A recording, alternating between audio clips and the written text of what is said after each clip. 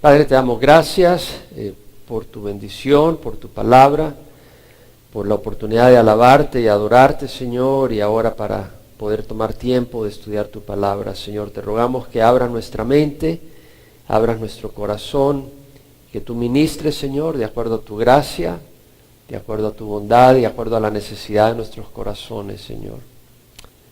Sé tú en medio de nosotros.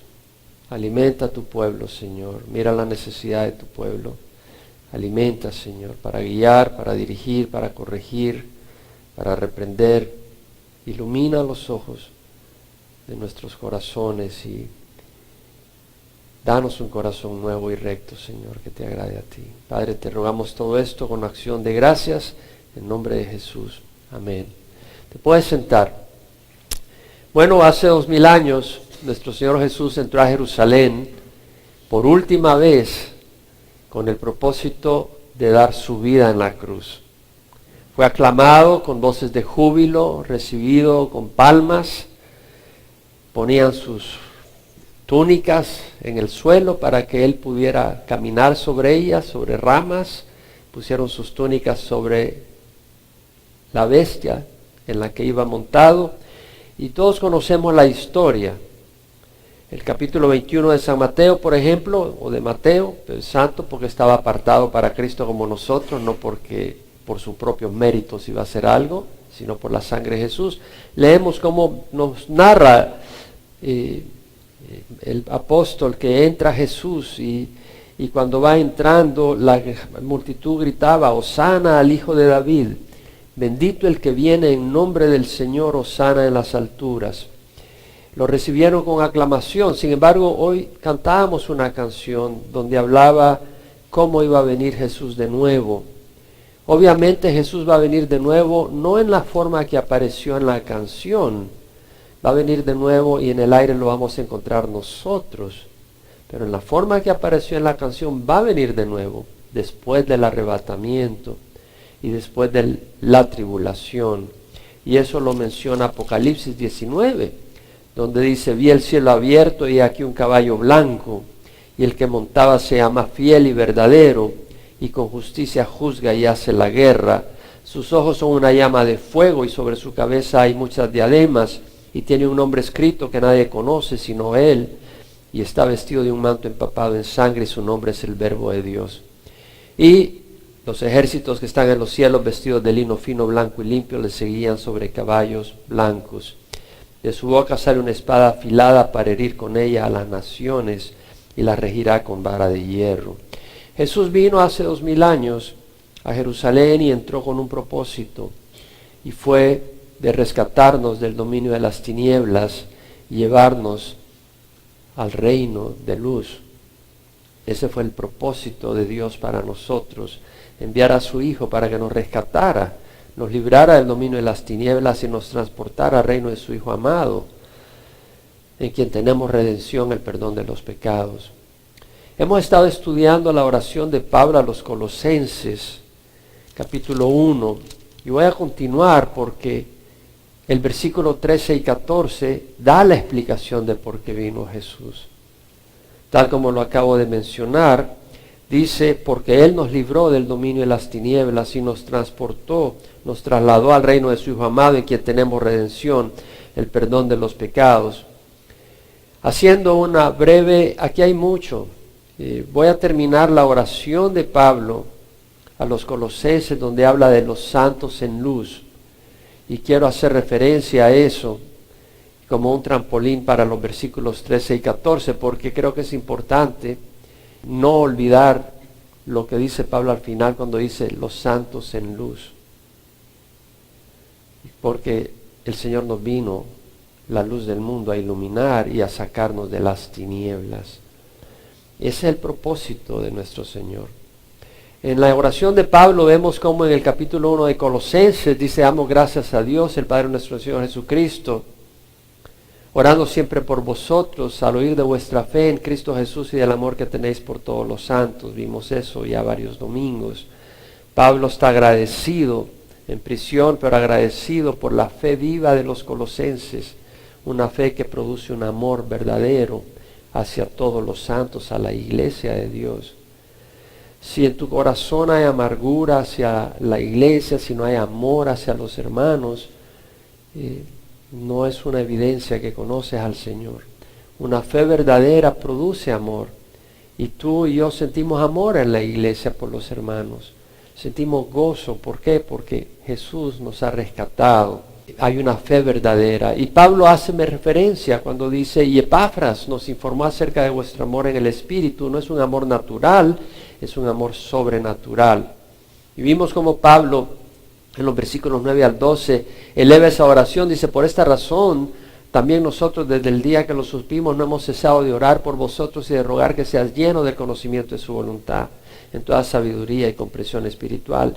Es decir, Pablo pide y ora para que la iglesia sea llena del conocimiento de la voluntad. Necesitamos conocer la voluntad de Dios en nuestras vidas, con sabiduría y comprensión espiritual, para que andéis como es digno del Señor, agradándole en todo, dando todo fruto en buena obra y creciendo en el conocimiento de Dios, fortalecidos con todo poder según la potencia de su gloria, para obtener toda perseverancia y paciencia con gozo, dando gracias al Padre,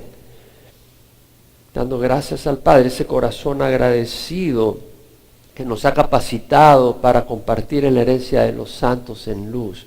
Entonces todo eso lo hemos estudiado y harías bien en repasar y en entender lo que el Señor nos está dando a entender acá, y la importancia de orar para fortaleza, para poder perseverar, la necesidad de orar unos por otros para conocer la voluntad de Dios en cada una de nuestras vidas.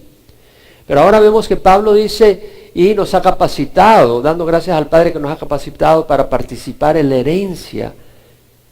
La palabra del Señor dice, el Espíritu mismo da testimonio a nuestro espíritu que somos hijos de Dios. Y si hijos, somos herederos, herederos de Dios y coherederos con Cristo. Heredar el reino de los cielos. Entonces, acá vemos de que somos copartícipes para compartir. Somos compartiendo la herencia de los santos en luz.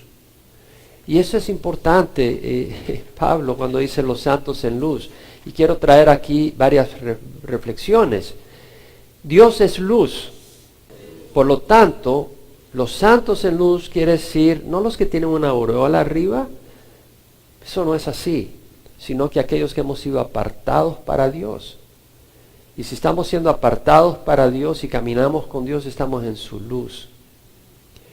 Entonces quiere decir de que no vamos a participar del sistema de las tinieblas, no vamos a andar en confusión, no vamos a andar en engaño, no vamos a andar consagrados para el pecado, sino para hacer su voluntad. En la primera epístola de Juan, capítulo 1, versículo 5, el apóstol dice, este es el mensaje que hemos oído de él, está hablando del mensaje que hemos oído de Jesús, y que os anunciamos, Dios es luz, y en él no hay tiniebla alguna. Entonces vemos de que Juan, el apóstol, dice, Dios es luz, y en él no hay tiniebla alguna. Interesante, porque Jesús es luz. Es decir, Dios es luz, pero nosotros estamos en oscuridad. Y para ser iluminados, Dios envía a su Hijo, que es luz. Y si Dios es luz, y Jesús es luz, Jesús es Dios. Tenemos la Trinidad, el Padre, el Hijo y el Espíritu Santo. En la primera epístola, en el Evangelio de San Juan, capítulo 1, leemos, en el principio estaba el Verbo estaba con Dios y el Verbo era Dios. Él estaba en el principio con Dios, todas las cosas fueron hechas por medio de Él, y sin Él nada ha sido hecho. Y dice la palabra del Señor, y el Verbo se hizo carne y habitó entre nosotros, y nosotros vimos su gloria. La gloria como del unigénito de Dios, lleno de gracia y verdad. Entonces Pablo menciona cómo el Verbo se hace carne y habita entre nosotros, pero ese Verbo es luz. Y la misma Evangelio de San Juan dice en el capítulo 1, existía la luz verdadera que al venir al mundo alumbra a todo hombre. ¿Alumbra a quién? A todo hombre. Dios no hace acepción de personas. Toda persona que viene a Jesús va a ser iluminado por esa luz. Y esa luz ilumina a todo hombre. Para eso envió Dios a Jesús. Dice la palabra del Señor, de tal manera amó Dios al mundo, que dio a su Hijo unigénito, para que todo el que crea en Él no se pierda, mas tenga vida eterna. Todo el que cree en Él no es condenado. El que no cree ya ha sido condenado porque no ha creído en el nombre del unigénito Hijo de Dios. Dios no envió a su Hijo al mundo para condenar al mundo, para juzgar al mundo, sino para que el mundo sea salvo por medio de Él. Todo el que cree no es condenado. El que cree ya ha sido condenado porque no ha creído en el nombre del unigénito Hijo de Dios. Y luego dice la palabra, y este es el juicio, que la luz vino al mundo. Pero los hombres amaron más las tinieblas que la luz. Todo el que hace lo malo odia la luz y no viene a la luz para que sus acciones no sean expuestas. Pero el que practica la verdad viene a la luz para que sus acciones sean manifestadas que han sido hechas en Dios. Entonces vemos de que la luz, Dios que es luz, vino a la tierra en Jesús, el Hijo de Dios, para que no andemos en tinieblas. Vino a un mundo de tinieblas, pero hay un misterio acá, porque no todo el mundo está en la luz, solo aquellos que vienen a Él. Es una luz suficiente para iluminar todo el mundo, pero te da la libertad de huir de Él y estar en el mundo y no ver su luz, sobrenaturalmente. Somos santos en luz, quiere decir que estamos expuestos a su luz. Nosotros hemos venido a Él y vamos a caminar bajo su luz, en su presencia.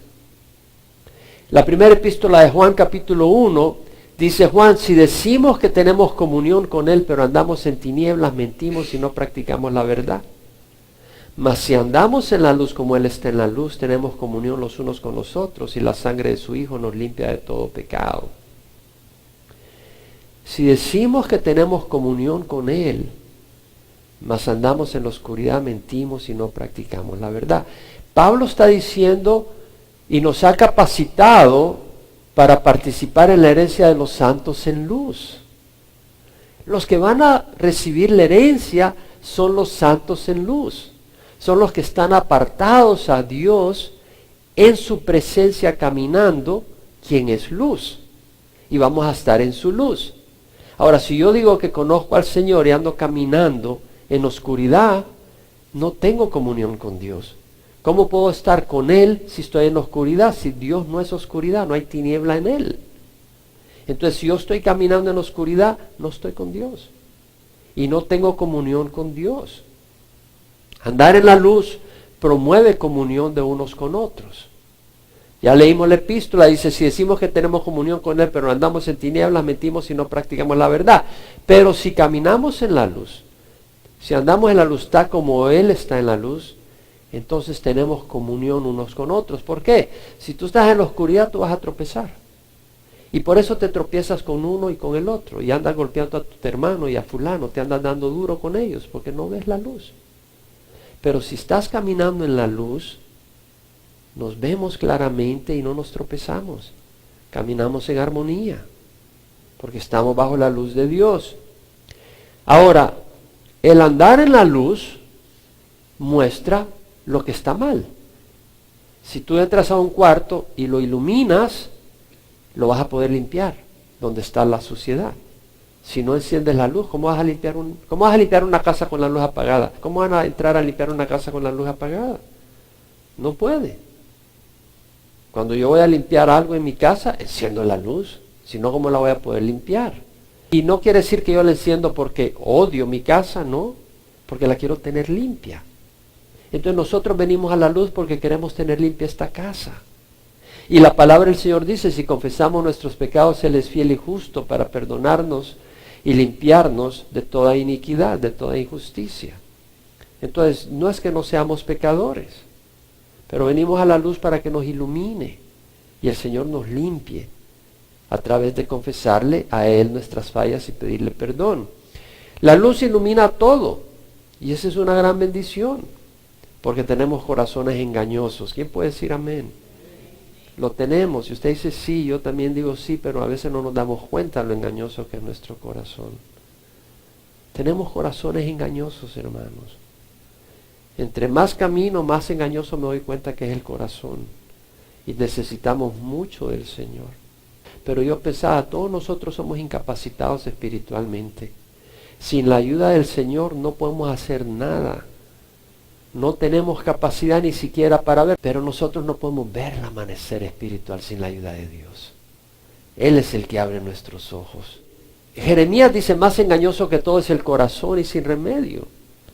Y él está siendo usado por Dios. Necesitamos que la palabra de Dios entre a nuestro corazón para revelar nuestros problemas y también para revelar nuestras inseguridades y darnos descanso. Entonces dice Jeremías, más engañoso que todo es el corazón y sin remedio, ¿quién lo comprenderá? Yo, Jehová, escudriño el corazón y pruebo los pensamientos, para dar a cada uno conforme a sus caminos, según el fruto de sus obras. Entonces, Él escudriña el corazón, la luz entra y nos muestra lo que hay. Si tú vas a escudriñar algo, necesitas luz. ¿Cómo vas a escudriñar algo sin luz? Dios es luz. En Hebreos 4:12 al 13, el autor dice, la palabra de Dios es viva y eficaz, la palabra de Dios es luz. Jesús es el verbo de Dios, la palabra de Dios. ¿Y qué leemos en Hebreos? La palabra de Dios es viva y eficaz, más cortante que cualquier espada de dos filos. Penetra hasta la división del alma y del espíritu, de la coyuntura y los tuétanos. No hay cosa creada oculta a su vista, mas todas las cosas están al desnudo y descubiertas ante los ojos de aquel a quien tenemos que darle cuentas. Entonces nuestra vida está al descubierto aquel que es luz. Él entra, Él ilumina. Entonces vemos de que somos santos en luz. Y esa luz es cómo nos ilumina Dios. Es a través de su palabra. La Biblia dice, lámpara es a mis pies tu palabra y luz para mi camino. ¿Cómo vamos a estar iluminados? Caminando en obediencia con Jesús. La palabra de Dios nos ilumina y la obediencia nos ilumina. Porque Jesús dice, mis ovejas oyen mi voz, yo las conozco y ellas me siguen. Y yo les doy vida eterna y no perecerán jamás, nadie las arrebatará de mi mano. Mi Padre que me las dio es mayor que todo, nadie las arrebatará de mano de mi Padre. Yo y el Padre somos uno. Entonces el Señor nos está diciendo de que sus ovejas caminamos con Él. Y como Él es luz, Él nos ilumina. En el momento que nos alejamos de Él, vamos a caminar en la oscuridad. Los santos, los que van a participar en la herencia de los santos, son los santos en luz. Amén. Ahora, tenemos que entender otro aspecto de la luz. Si el sol no nos iluminara, ¿cómo estaría la tierra? Congelada, muerta. El sol es fuente de energía para nosotros. Las plantas necesitan la luz del sol. Las plantas tienen una sustancia que se llama clorofila. ¿La han oído hablar o no? ¿Pueden mencionarla? La clorofila es una sustancia verde. Esta absorbe la luz solar. La luz solar es energía visible, es luz. Pero esta luz se convierte en energía química. ¿Qué es lo que ocurre? Esta clorofila absorbe la luz solar y a través de ciertos procesos producen una molécula que se llama ATP. Adenosine triphosphate, trifosfato de adenosina. Esta sustancia, en el momento en que la célula necesita energía, unas enzimas rompen esta molécula y suelta energía. Entonces la energía del sol se convierte en energía química que en el momento oportuno se genera es como un combustible.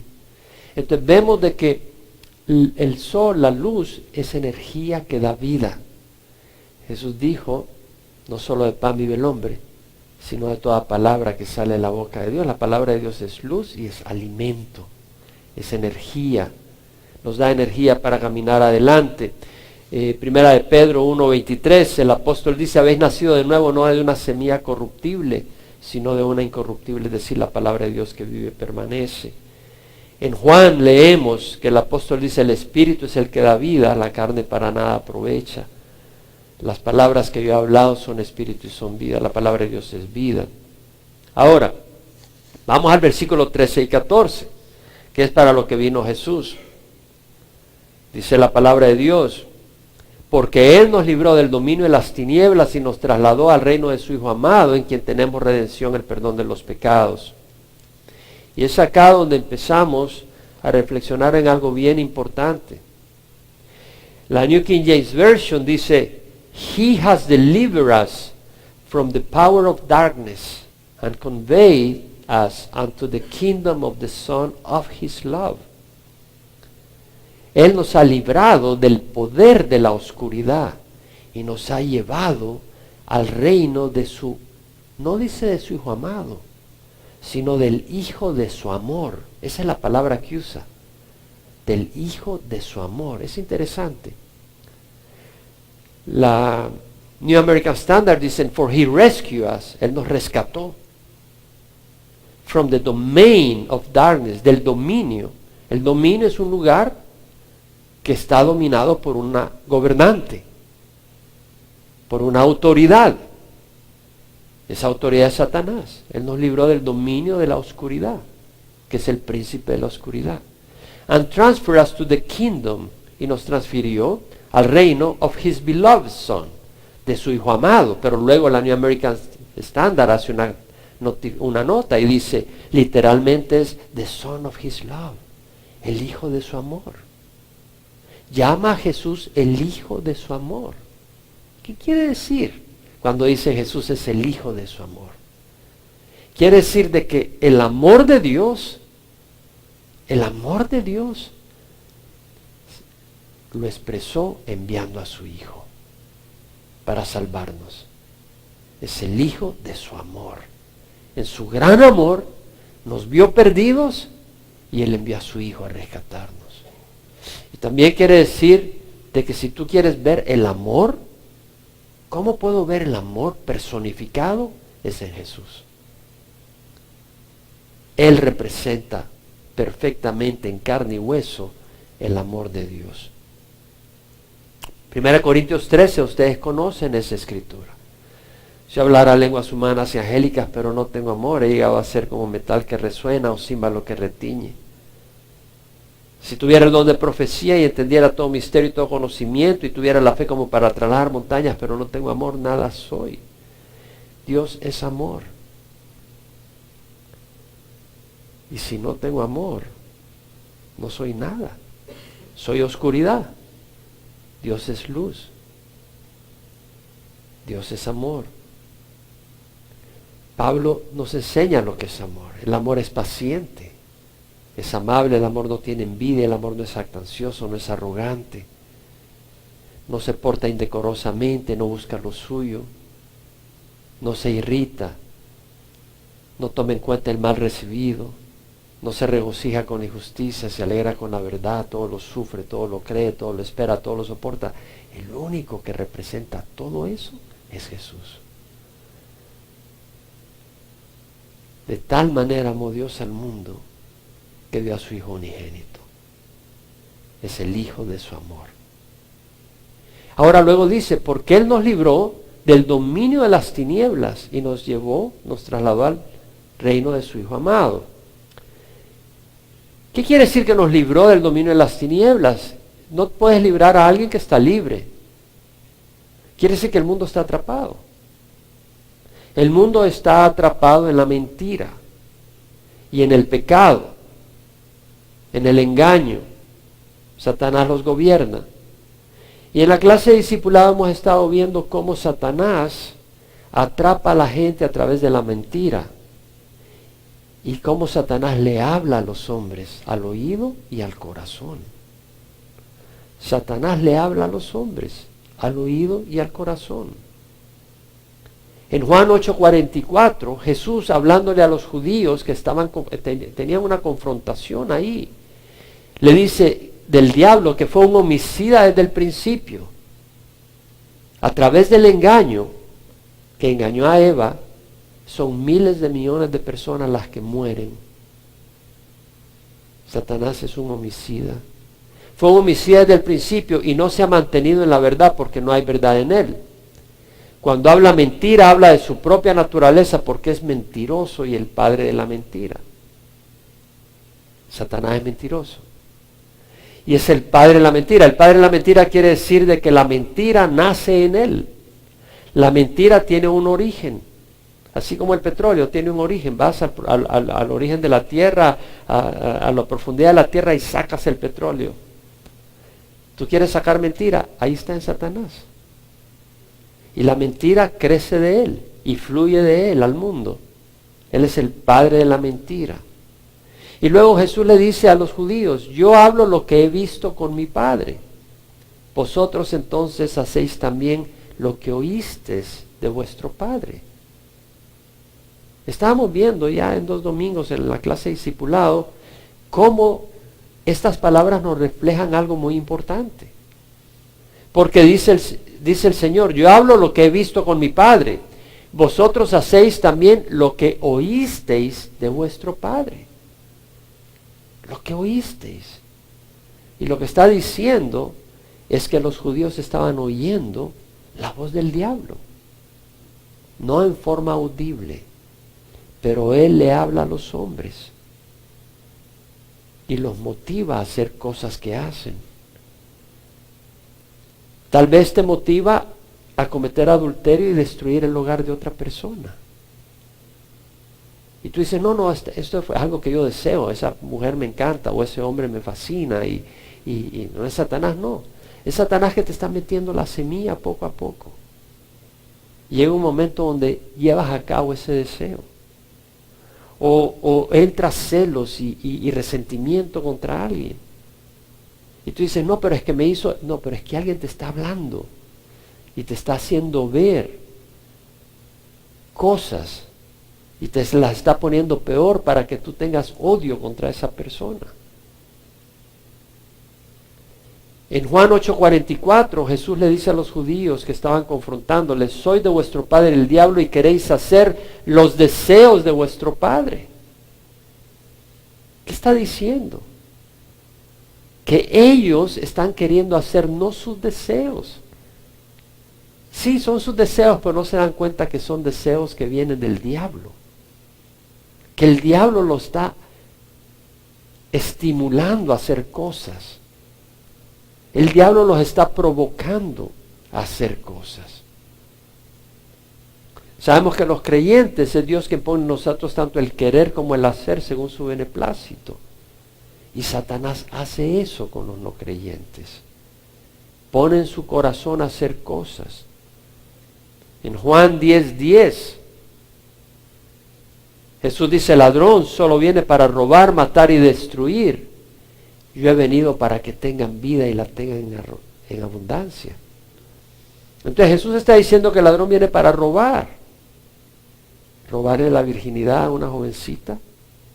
Viene un muchacho que no la ama, solo quiere tener placer, la deja embarazada y la abandona. A robar. A robar la paz en un hogar. A matar.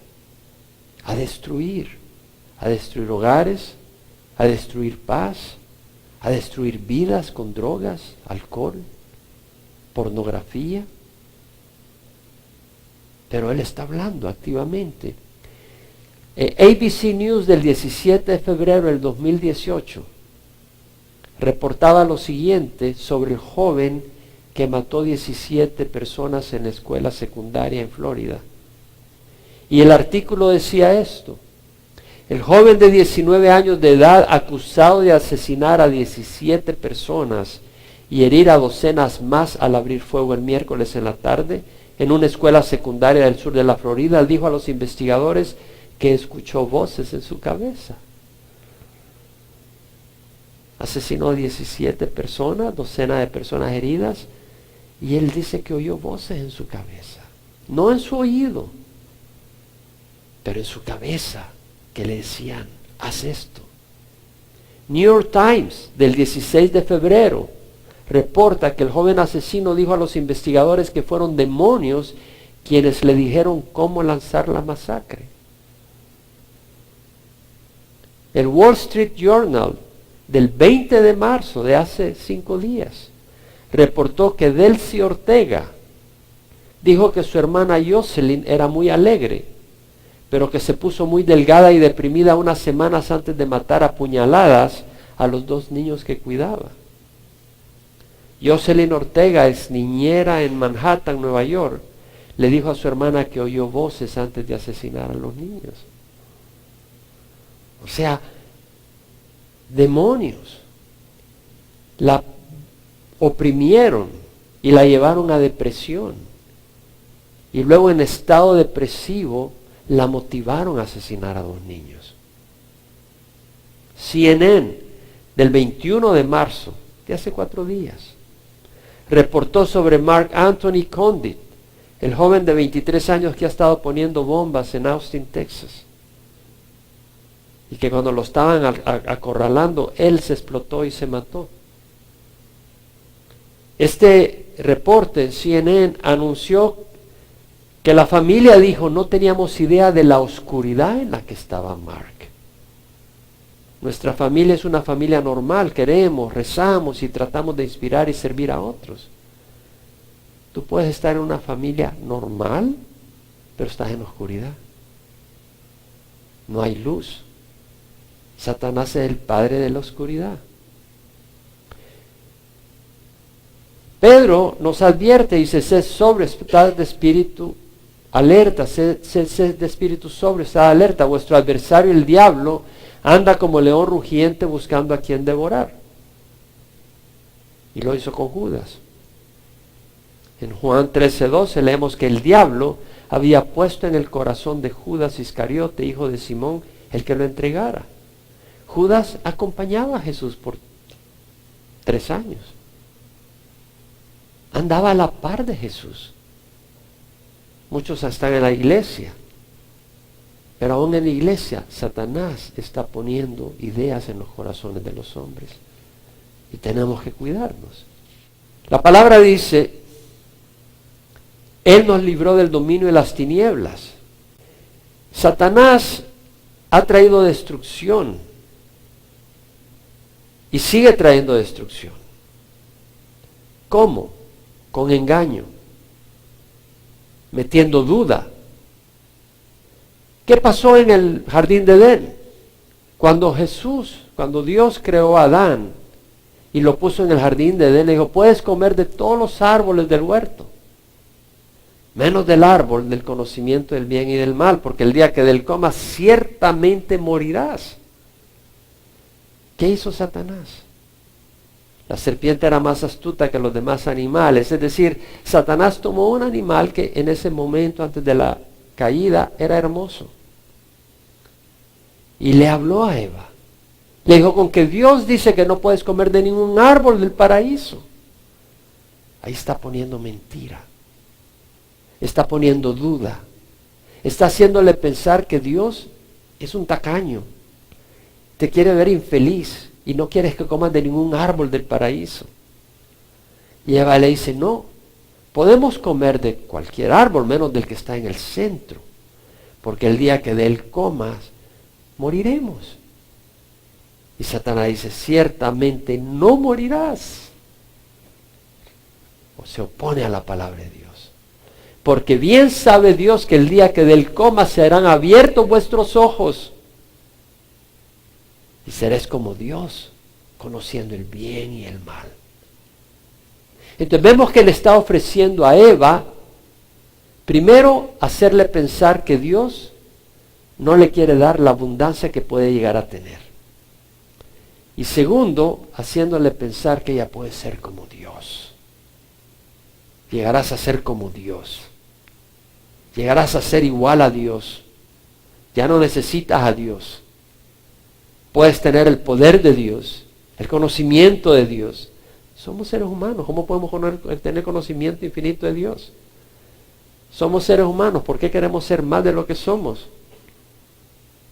Y Dios nos ha llevado a la categoría de hijos de Dios. Pero vemos que en esa confusión, Eva toma del fruto.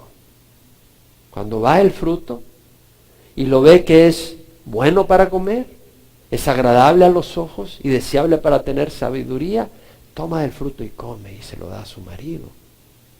Entonces entra la muerte. ¿Qué? ¿Cómo entró? Con engaño.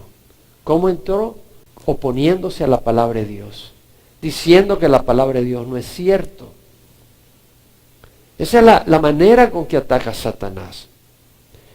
En Mateo 13, el Señor da la parábola del sembrador.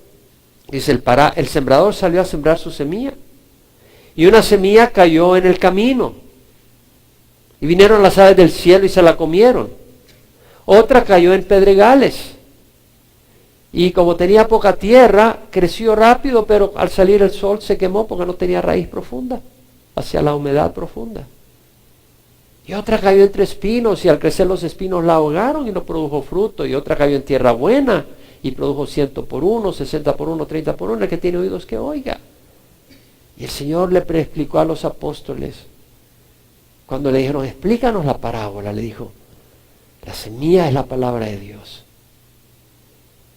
Y cuando la persona oye, pero no la entiende, es porque el enemigo, el diablo, entra y se la roba para que no pueda producir fruto. Entonces la estrategia del diablo es que cuando tú oyes la palabra, robártela, que no pienses en ella, quitártela de la mente, de alguna manera distraerte para que no esté en tu corazón.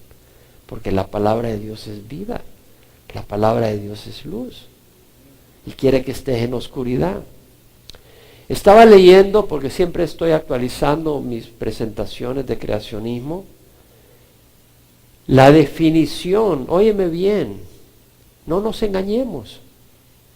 ¿Por qué crees que Estados Unidos va a un caos tremendo? Va a un caos tremendo, porque en las escuelas estamos bombardeando la palabra de Dios. ¿Me oyes? No solo han quitado la Biblia de las escuelas. ¿Sabes por qué la han quitado? Porque la están contradiciendo. No solo la han quitado. Una cosa es que la quiten, otra cosa es que la contradigan. ¿Te das cuenta de la diferencia? Una cosa es que no te den la luz, pero otra cosa es que te estén dando mentira. Es peor todavía. Leía la definición de evolución de la Asociación Nacional de Profesores de Biología en Estados Unidos, National Association of Biology Teachers. Todo profesor de biología está indoctrinado e indoctrinando en las escuelas públicas de esta manera. Oye lo que dice. La diversidad de vida en la tierra es el resultado de evolución. No dicen que es por Dios. Y luego dice, un proceso natural. O sea que no es sobrenatural. No es Dios quien lo creó. Impersonal. No es una persona la que lo produjo. Impredecible. No es alguien que planeó crear. Y sin supervisión. Ni siquiera estuvo Dios involucrado en el proceso. De descendencia temporal con modificación genética afectada por selección natural, la casualidad, contingencias históricas y cambios ambientales. O sea, están rechazando. Hay un 15% de personas en Estados Unidos que creen en evolución sin la mano de Dios, lo que se llama evolución atea. En 1999 era el 9%. ¿Por qué ahora es el 15%? Porque se está enseñando evolución atea. Ha aumentado y va a aumentar mucho más. Porque se les está diciendo, hay un 30 al 32% que cree que Dios creó por evolución. Antes era el 40%. Ahora es el 30%. ¿Qué está pasando? A los que creían que Dios creó por evolución está diciendo, no, Dios no tuvo nada que ver. ¿Quiénes creían en evolución? Que Dios creó por evolución, porque se les había dicho que evolución es cierto, y ellos creían en la Biblia y dijeron, bueno, tal vez estamos interpretando mal la Biblia, entonces Dios creó por evolución. Ese fue el primer engaño. Y el segundo paso es, no, Dios no tuvo nada que ver. ¿Te das cuenta? ¿Cómo lo hizo en forma gradual el diablo? Y lo están enseñando. El problema no solo es fuera de la iglesia. El problema es en la iglesia. Quiero que me oigas. El Señor habló de la cizaña. De que el sembrador salió y sembró cizaña. Cuando está hablando de ese sembrador, está hablando del diablo. El sembrador original es Dios, que sembró buena semilla en el campo. Él dio la parábola del trigo y la cizaña. Dice, el sembrador fue y sembró semilla. Pero de noche sembraron cizaña. Vamos al capítulo 13 de Mateo, versículo 24. El reino de los cielos puede compararse a un hombre que sembró buena semilla en su campo, pero mientras los hombres dormían vino su enemigo y sembró cizaña entre el trigo y se fue. Cuando el trigo brotó y produjo grano, entonces apareció la cizaña. Y los siervos del dueño fueron y le dijeron, Señor, ¿no sembraste buena semilla en tu campo? ¿Cómo pues tiene cizaña? Y le dijo, un enemigo ha hecho esto. Y los siervos le dijeron, ¿quieres pues que vayamos y la recojamos? Pero él dijo, no sea que al recoger la cizaña arranquéis el trigo junto con ella. Dejad que ambos crezcan juntos hasta la siega, y el tiempo de la siega diré a los segadores, recoged primero la cizaña y atadla en manojos para quemarla, pero el trigo recogedlo en mi granero. Y cuando el Señor explica a los discípulos, le dice, el campo es el mundo. La buena semilla son los hijos del reino. Y las cizañas son los hijos del maligno. Y el enemigo que la sembró es el diablo. Que está diciendo que Satanás siembra dentro de la misma iglesia a sus hijos. ¿Te das cuenta? Siembra dentro de la misma iglesia a sus hijos. Y la siega es el fin del mundo y los segadores son los ángeles. Así como la cizaña se recoge y se quema en el fuego, de la misma manera será en el fin del mundo. El Hijo del Hombre enviará a sus ángeles y recogerán de su reino a todos los que son piedra de tropiezo y a los que hacen iniquidad. Dentro de la misma iglesia hay piedra de tropiezo e iniquidad. Estaba leyendo en la página web del 22 de marzo de la Catedral de Londres, de Westminster Abbey. ¿Alguien ha oído hablar de esa catedral? Es la catedral famosa de Inglaterra. ¿Saben que murió Stephen Hawking? Me quedé mudo al leer esta noticia, la que te voy a leer ahorita. La abadía de Westminster, que es la catedral de Inglaterra, no católica, sino protestante. De Westminster Abbey, la abadía de Westminster, anunció el día de hoy que habrá un servicio de acción de gracias más adelante este año por el profesor Stephen Hawking. Van a dar un servicio de acción de gracias por un ateo, por sus enseñanzas ateas.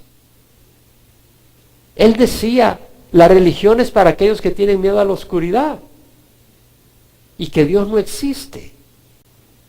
Y la Catedral de Westminster va a celebrar un servicio de acción de gracias por el profesor Stephen Hawking, durante el cual sus cenizas serán enterradas en la abadía cerca de la tumba de Isaac Newton, quien era un creyente. Pero mira más, el reverendo John Hall, decano de la abadía de Westminster, es decir, el obispo de la abadía de Westminster, dijo, es totalmente apropiado que los restos del profesor Stephen Hawking sean enterrados en la abadía. A un hombre ateo lo están enterrando en la catedral. Dice, pues es apropiado. Cerca de distinguidos colegas científicos, Isaac Newton fue enterrado en la abadía en 1727, fue un hombre creyente.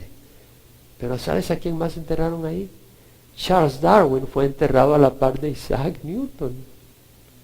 En la catedral de Inglaterra, Charles Darwin, quien se opuso a la Biblia. Creemos que es vital que la ciencia y la religión trabajen juntas, buscando responder las grandes preguntas del misterio de la vida y del universo. Esto dice un líder religioso en Inglaterra. Amigo, no es necesario ir a un ateo para que nos explique las grandes preguntas de la vida y del universo. Es Dios quien nos ha revelado esas cosas. Claro, la Biblia no dice cómo se produce una reacción química. Si agarras agua y sodio, que se va a producir hidróxido de sodio. No te dice eso. Si agarras hidrógeno y oxígeno y le pones una chispa, va a haber una explosión y se produce agua. No te dice eso. Pero cuando se trata del origen del universo, la Biblia nos dice claramente cómo ocurrió. Y la evidencia natural nos muestra que el universo no puede existir si no es por la creación directa de un creador. Y lo que ellos están haciendo es mostrando en su mente que esto no es cierto a través de conceptos falsos que la ciencia verdadera no respalda. Y es un gran número de científicos, más y más, que comprueban que evolución es falso. Dice el Señor en 2 Timoteo 2, 24, 26, el siervo del Señor no debe ser rencilloso, sino amable para con todos, apto para enseñar, sufrido, corrigiendo tiernamente a los que se oponen, por si acaso Dios les dé el arrepentimiento que conduce al pleno conocimiento de la verdad. El mundo no conoce la verdad. Y volviendo en sí, escapen del lazo del diablo, habiendo estado cautivos para hacer su voluntad. Entonces vemos lo que vino a hacer Jesús. ¿Por qué? Porque Él nos libró del dominio de las tinieblas y nos llevó al reino, nos trasladó al reino de su Hijo amado, en quien tenemos redención, el perdón de los pecados. El mundo celebra hoy la entrada de Jesús a Jerusalén, el mundo religioso, y muchos lo están celebrando y están en tradiciones, pero están en oscuridad. Están en oscuridad igual que los que celebraban la Pascua en los tiempos de Jesucristo. Jesús entró a Jerusalén y ese día que Jesús era crucificado, había gente celebrando la Pascua, ofreciendo sacrificios en el templo, sin darse cuenta que el verdadero sacrificio que quita el pecado del mundo estaba siendo presentado en Golgota. Jesús está siendo sacrificado por los pecados del mundo y ya no necesitamos ofrecer sacrificio, porque nosotros no podemos librarnos del mundo de las tinieblas. Necesitamos a alguien que nos libre. Una persona presa no se puede liberar. Las cadenas de Satanás son más grandes de lo que el hombre puede romper. Y el único que puede romperlas es Jesús. Y Él puede romperlas. Él las rompió en el Calvario. Él tiene poder para romper. Y es por eso que celebramos y recordamos la muerte de nuestro Señor Jesucristo, entendiendo lo que hizo. Algunas personas piensan que Jesús vino a morir en la cruz para enseñarnos el camino. Amigo, nosotros no tenemos que morir en una cruz. Él murió por nosotros. Pero tenemos que caminar en su voluntad, tomar nuestra cruz cada día y seguirle. ¿Por qué? Porque en su voluntad, seguir su voluntad es seguirle a Él. Y seguirle a Él es caminar en su luz. Y si no caminamos en su luz, caminamos en oscuridad. Y si estamos en oscuridad, no vamos a ver reino en los cielos. Porque es para compartirla con los santos en luz. Vamos a pararnos. Padre, te doy gracias por tu obra redentora. Te doy gracias, Señor, por enviar a tu Hijo Jesús a morir en la cruz. Y te rogamos, Señor, que esta semana estemos sensibles a lo que tú hiciste, Señor, a cómo derramaste tu sangre en esa cruz, a entender con mayor claridad el sacrificio que hiciste para que no tomemos ligeramente nuestro caminar, pero que busquemos caminar en obediencia, porque tú has dado tu vida al máximo por nosotros, Señor Jesús. Ayúdanos, abre nuestros ojos, guárdanos del engaño, de la mundanidad, del pecado, y guíanos, Señor. Y si tú nunca has recibido a Jesús, ¿por qué no lo recibes ahora?